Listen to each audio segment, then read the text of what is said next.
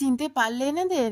এই হলো আমাদের শাহরুখ খান আর গৌরী খান। কিন্তু মিষ্টি লাগছে না জনকে বিয়ে করে। তো আজকে যাচ্ছি বউ ভাতে। তবে এটা ছোট করে বউ ভাত হচ্ছে, কিন্তু 6 তারিখে হবে হচ্ছে বড় করে বউ ভাত।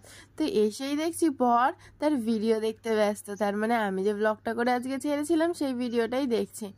তো আজকে চলো বউ ভাতে দেখি কি কি খাওয়া হচ্ছে আর কি কি করছি। তো এসেই প্রথমে একটু হাড্ডা মেরে নিলাম, তারপরে দেখি বউ এসে গেল আমাদের।